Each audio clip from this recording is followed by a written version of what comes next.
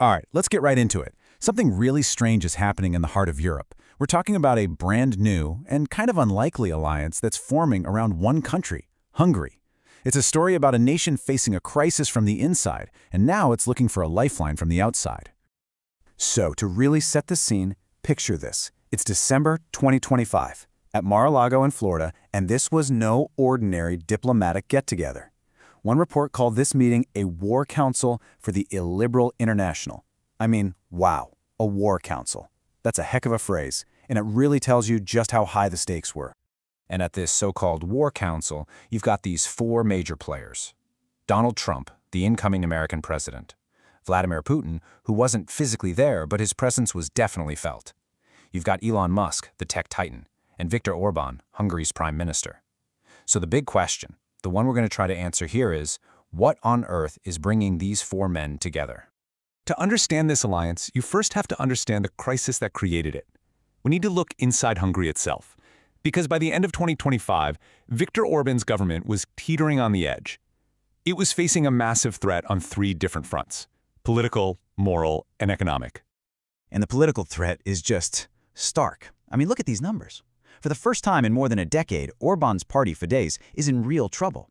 It's in a statistical dead heat with a brand new opposition party called TISA. We're talking a few percentage points either way. The whole idea that Orban was electorally untouchable, yeah, that's completely gone. So who's the guy behind this political earthquake? His name is Péter Magyar. And what makes him so uniquely dangerous to the ruling party is that he's an insider. He used to be part of the Fidesz system. He knows how it all works. He basically built this new party from scratch, pulled together the entire fragmented opposition, and this is the brilliant part. He stole Orban's favorite word, sovereignty. He's arguing that Orban has actually sold out Hungary's independence. But running right alongside this political crisis is a deep, deep moral one, and it can pretty much be summed up by this one powerful phrase that was being chanted on the streets of Budapest: protect the children. This whole thing exploded after a presidential pardon was given to someone involved in a child abuse cover-up. And from there, it just got worse, with absolutely horrific videos leaking out that showed abuse in state-run homes. This sparked a massive wave of public fury, with huge protests in the capital. And this wasn't just upsetting the usual critics. It was disgusting Fidesz's own conservative base and completely shattering the government's image as the protector of the family. And on top of all that, you have a third crisis: money. Billions of euros in EU funding, which have been the lifeblood of Hungary's economy for years, have been frozen. Why? Because of violations of the rule of law. So this has basically starved the economy of cash and is making life really tough for everyday Hungarians. So with this government crumbling under all this pressure, political, moral, and economic, what do? Well, Orban looked for a rescue package, and he found it from this powerful trio on the outside. It's a rescue mission built on three very distinct but connected pillars of support.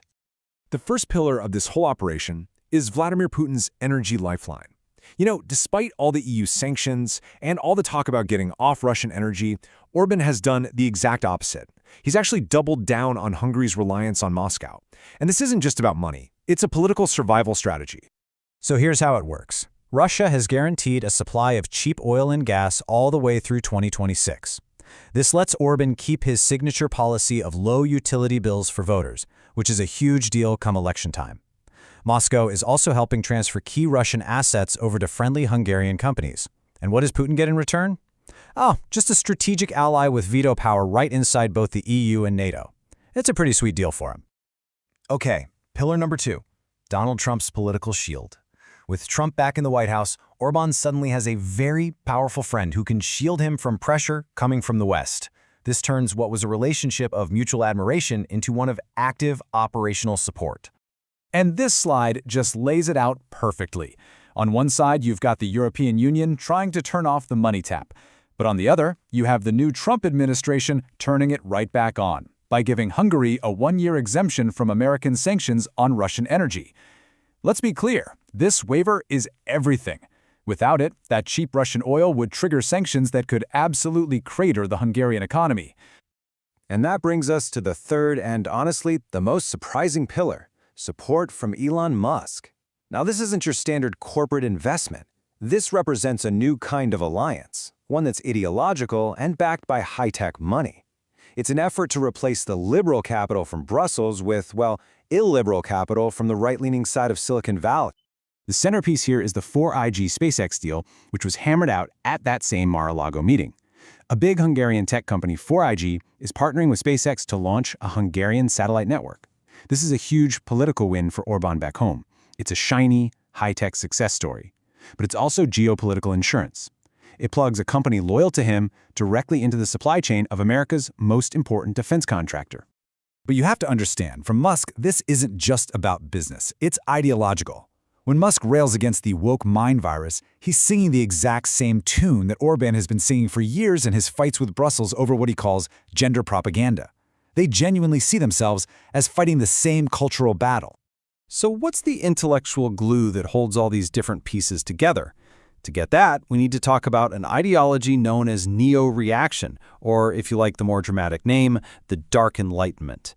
This is the philosophy that basically provides the justification for this whole alliance. At its core, neo-reaction, or NRX, argues that liberal democracy is a complete failure.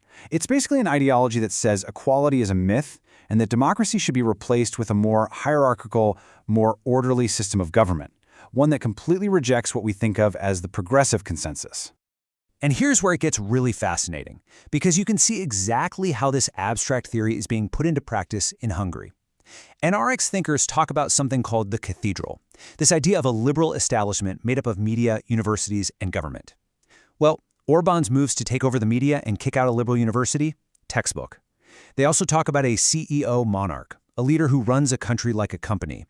Orbán's habit of ruling by decree and creating state-backed national champions? Check.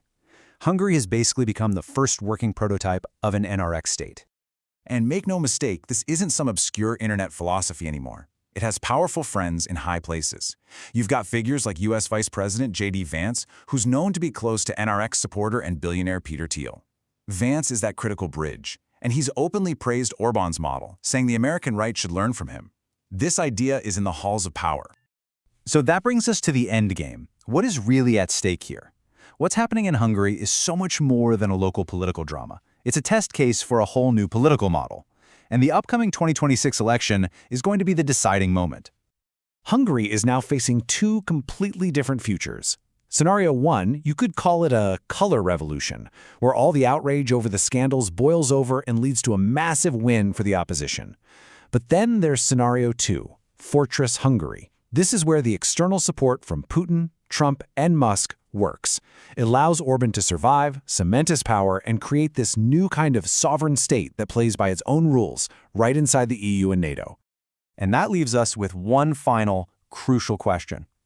Is what's happening in Hungary just an isolated case, or are we watching the creation of a new blueprint, a model where a country, with the backing of foreign political power, cheap energy, and tech money, can just defy the entire liberal world order? Is this the future of the nation-state? That's the question that's about to be answered.